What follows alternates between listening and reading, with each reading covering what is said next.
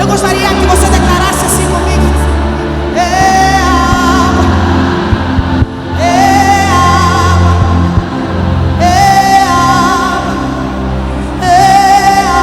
água, é água, é isso. Temos 5 minutos para terminar. Nós estamos a falar sobre a Páscoa e a Páscoa também é sobre reflexão. Como disse o pastor Lubrano, a Páscoa não é apenas sobre festa e celebração, porque a Páscoa ela é antecedida de uma quinta-feira santa e de uma sexta-feira santa. Nós temos uma quinta-feira onde Jesus começa a pressentir que vai sofrer. Nós temos uma sexta-feira de agonia para depois termos um domingo de ressurreição.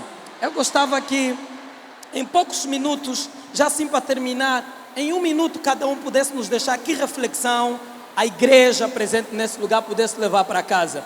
Eu deixo a minha reflexão a um missionário chamado Jim Elliot. Ele morreu quando foi pregar para uma tribo indígena entre os canibais, e quando perguntaram por que ele quis ir, mesmo sabendo que não podia voltar, ele disse que Deus não é tolo. Não é tolo aquele que dá o que não pode reter para ganhar o que não pode perder. Não conseguiu guardar Jesus para ganhar vocês, porque Ele não pôde vos perder. Vamos começar com Adilson Alexandre. Que reflexão da Páscoa Glória fica? a Deus, aleluia. Fazer uma reflexão de Páscoa é para nós uma grande bênção, mas eu queria levar numa outra direção. Ao refletirmos na Páscoa, temos que refletir algumas coisas relacionadas à morte de Jesus, evidente. Mas há uma coisa interessante, é que antecede a morte o nascimento, antecede a morte a vida. Se tivéssemos que contar a história da humanidade e a sua relação com Deus, o faríamos falando apenas de 3 dias. O dia que ele nasceu, o dia que ele morreu e o dia que ele ressuscitou. Quando nós compreendemos esses 3 dias, conseguimos contar a história da humanidade e a sua relação com Deus. Mas vamos falar do dia em que ele nasceu. No dia que ele nasceu, houve uma testificação de que ele era rei e que o seu reino seria inabalável. A Bíblia descreve que homens sábios descobriram que Jesus nasceu e foram lhe procurar no palácio. Só que Jesus não estava no palácio, estava numa manjedoura.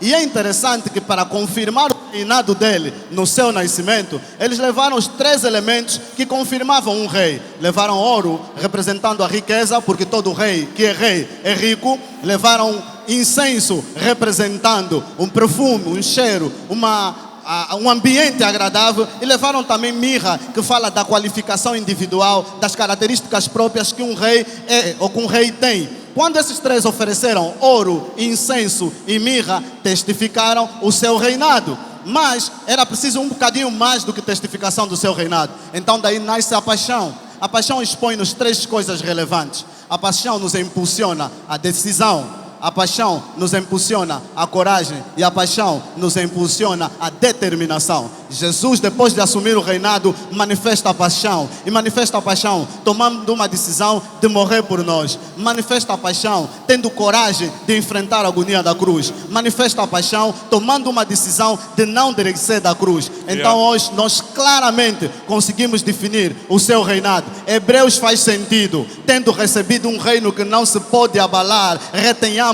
a graça pela qual servimos a Deus em novidade de vida. Tendo recebido esse reino, retenhamos essa graça. 1 João 5, 7 faz sentido. 3 são os que testificam. 3 são os que testificam: o Pai, o Espírito e a Palavra. A paixão do Rei foi confirmada na morte, na vida, mas principalmente na ressurreição. Eu termino dizendo uma coisa interessante, Denilson. A morte de Jesus é a única morte autorizada a trazer alegria. Toda morte traz tristeza. Não fala da morte de Jesus com tristeza. Tristeza foi para os que estavam com ele. A morte de Jesus é a única morte autorizada para trazer alegria. Quando pensamos na morte, não deve ser motivo de tristeza, deve ser motivo de alegria. Nos alegramos na sua morte porque nos beneficiamos na sua ressurreição. Quer trocar de novo? Deep. Passa, Sadraque. Olha só, o pastor Adilson me levou a uma reflexão interessante. Olha só, esse menino que nasce rei e já tem uma estrela nos céus, ok, aclamando o seu reinado, E homens vindo lá do Oriente olham para essa estrela e são conduzidos de noite. Eles se põem a caminho no escuro, seguindo essa estrela que os encaminha. Ok? Eles fizeram inclusive uma hermenêutica errada. Como a estrela é do rei, é bem provável que ele esteja no palácio. E é para o palácio que eles se dirigiram. E só encontraram o rei velho, porque o rei bebê estava na manjedoura. Certo? Um palácio sem o verdadeiro rei é apenas um manicômio de quem pensa que é rei. E então Herodes consultou as escrituras para saber que o menino nasceria em Belém. E o anjo orientou a José e Maria que levasse o menino para o Egito. E então Herodes mandou matar todas as crianças, ok? Mas se Jesus nasceu para morrer, por que não, Deus não permitiu que morresse já naquele dia, ok? E olha que interessante, quando o bebê fugiu, outros bebês morreram, certo? Se quando o bebê foge, outros bebês morrem, quando o homem se entrega, outros homens são livres, ok? Então Herodes, querendo matar um, matou todos. E Deus, querendo matar todos, matou apenas um. Entregando Cristo, Ele nos salvou. E aqui concordando com o que o pastor tratou, certo? Então, quando nós apontamos para a Páscoa, precisamos considerar que aquele ato é extraordinário, ok? Cristo foi entregue para que nós fôssemos livres. E então esse rei que reina, essa paixão que temos por esse rei, se dá porque o plano de Deus, o plano da salvação é um plano perfeito. E Deus decide realizar esse plano perfeito por caminhos que parecem ser de defeitos. Caminhos de dor, caminhos de tristeza, caminhos de sangue, caminhos de morte. Olha só que Ele matou a morte morrendo.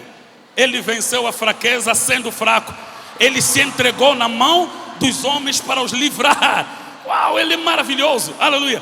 Então, quando olhamos para essa paixão de rei, precisamos assim calmamente apontar. Ao ler as escrituras, sabemos que Jesus é rei dos reis. E Ele é legitimamente rei, como também já disse o pastor Adilson. Ele é legitimamente rei. E a terceira causa apontada pelo pastor é que Ele é rei por herança. Por isso Bartimeu chamou filho de Davi. Tem misericórdia de mim. Já havia uma profecia clara acerca desse rei, porque em Deuteronômio Deus havia proferido palavras e orientações de como seria um rei eventualmente se o povo pedisse rei. Em Deuteronômio diz o seguinte: se quando entrares na terra que o vosso Deus vos der e o povo pedir um rei, o rei precisa ser dado conforme essas orientações. Um rei não dado ao vinho, não dado a mulheres, não vai levar, não vai amontoar cavalos, nem ouro. Só que quando você vai ver o povo aclamar por um rei, Saul é dado. E Saul tem os defeitos que são impedidos em Deuteronômio. Quando Davi vem, Davi é até o homem segundo o coração de Deus, mas é dado a mulheres. Quando Salomão vem, ele piora o pai. Então nenhum rei estava certo, ok? Até que então surge um rei, o rei da nossa paixão, que ele passa por tudo. E perceba, o Senhor tinha um plano de governar seu povo sem um rei humano. Não havia antes um plano de um rei. Foi a partir de um clamor que começou o reinado. Samuel ainda discutiu: não, vocês não precisam ter rei, Deus é nosso rei. Nós queremos um rei como os outros povos, que nos governe. Samuel disse: vai vos levar à guerra, queremos esse rei. Que vai vos cobrar imposto, queremos esse rei. E então Deus disse: Samuel, não é a ti que te negaram, é a mim, lhes dá um rei. Saul veio, substituído por Davi. Salomão veio. Aí depois Roboão separou o reino com Jeroboão. Dois reinos, o reino do sul, norte, Judá e Israel. E caminho até que num tempo nasce um homem da tribo de Judá, raiz de Jessé, filho de Davi, legitimamente recebe o reino. Olha só o que acontece aqui. Primeiro, Deus pega no reino, dá aos homens, e agora ele nasce dos homens e recebe de volta o reino por causa de Jesus Cristo, e ele cumpre todos os requisitos necessários para ser rei. Por isso outros reis podem ser substituídos, mas Jesus é rei eternamente. Aleluia! E mais ainda, nós que estamos nele, com ele, somos feitos reis e sacerdote, sacerdócio real, nação santa. Oh, aleluia! Para anunciar as virtudes daquele que nos chamou das trevas para a sua maravilhosa luz. Jesus é o Rei dos Reis e Senhor dos Senhores. Pastor Mayomona, Páscoa que é que fica aqui para nós? Estamos mesmo a terminar. A reflexão que eu gostava de deixar mesmo para terminar, como eu disse, a Páscoa para mim tem muito a ver com o amor de Deus, ok? O amor de Deus, o quanto Deus nos ama. E a ressurreição de Jesus Cristo é a prova, de facto, da nossa fé. Porque se Cristo não ressuscitasse, em vão seria a nossa pregação. E em vão seria a nossa fé, como diz o apóstolo Paulo. Olha só para essa multidão toda aqui neste lugar. Certamente que nós estamos aqui por causa de Jesus Cristo. Jesus, na verdade, é a nossa alegria. Ele significa tudo que nós somos hoje. E para terminar mesmo, você se calhar está aqui, você veio por causa desse magnífico concerto, mas reflita no seguinte: Deus ama você do jeito que você é. E a experiência que nós temos aqui, neste preciso momento, é só uma sombra daquilo que está para acontecer na glória. Jesus, durante o tempo em que ele andou na terra, falou para os discípulos e para todos aqueles que lhe ouviram que ele haveria de morrer certamente, que no terceiro dia ia ressuscitar. E tal e qual ele falou, aconteceu. A ressurreição de Jesus é uma prova de que toda a palavra de Deus vai se cumprir na nossa vida. E nós temos uma garantia de que esse mesmo Jesus, que hoje nós adoramos, hoje nós amamos tanto, hoje nós pregamos com força e com vigor, ele virá um dia. E todos aqueles que neles crerem poderão lhe ver. E Jesus orou ao Pai e disse assim: Pai, eu oro para eles e peço para que aonde eu estiver um dia, estejam eles também. Então, mantenha firme a tua fé, guarda a tua salvação, porque um dia nós estaremos com esse rei e nós veremos ele olho a olho, nós veremos ele tal e qual ele é. Não apenas sentiremos a tua presença, mas estaremos com ele na glória, ao lado do Pai para todo sempre. Mantenha firme a tua confissão e Deus te guarda em Jesus Cristo. Vamos terminar aqui com o interessante pastor notar Vicente. isso, porque quando eles estão no momento da ceia, eles estão a ceiar e Jesus lança um bocado de pão. Jesus lança um bocado de pão e Satanás entra em Judas e vai cumprir a missão da traição, ou a missão de apresentar Jesus Cristo como aquele que devia ser entregue. Ou seja, há uma conspiração contra Jesus que está a ser manietada e manipulada pelo diabo. Só que o que o diabo não sabe é que quando ele está a fazer um plano, pensando que está um passo à frente, na verdade está 2 passos atrás. Porque se ele usa Judas para entregar Jesus e usa os sacerdotes para entregar Jesus, antes deles entregarem, Deus planeou, Deus viu, Deus em soberania decidiu, Deus projetou, Deus idealizou. Então nem ele sabendo estava a participar do plano de Deus, que era um plano maior do que ele. Então Satanás entra em Judas, Judas sai, vai fazer o que fez, Anás e Caifás entram na jogada, mas a palavra já tinha dito que este homem, a Bíblia diz que ele carregaria o pecado de toda a humanidade. E a Bíblia diz algo interessante, que Deus fez cair sobre ele o pecado de todos nós. Atenção, Jesus não tem pecado, logo a morte não tem poder sobre ele. Jesus não tem pecado, logo o inferno e a morte e o Hades não têm poder sobre ele. Mas, diga comigo, mas se ele recebe o meu e o teu pecado, pelo meu e o teu pecado, ele desce a morte. Só qual é o problema? Satanás pensa que está se a livrar de um problema, mas o que ele não sabe é que está se a arranjar um grande problema. Por quê? Porque ele diz assim: vou tirar Jesus da terra porque está a me dar trabalho. Só que o que ele não sabe é, pelos nossos pecados ele deixa a morte, mas pelo sangue dele ele sobe. Só que o diabo só pensou na descida, não pensou na subida, porque o pensamento dele, tolo como é, só pensa nas coisas dos homens, é se livrar imediatamente do problema. Só que quando Jesus desce pelo meu e pelo teu pecado, Deus diz: já toda a dívida que a humanidade tinha está resolvida, porque um inocente desceu. Só que o que você se esquece é que o inocente que desceu tem um sangue que ficou, porque o sangue não desceu, o sangue ficou,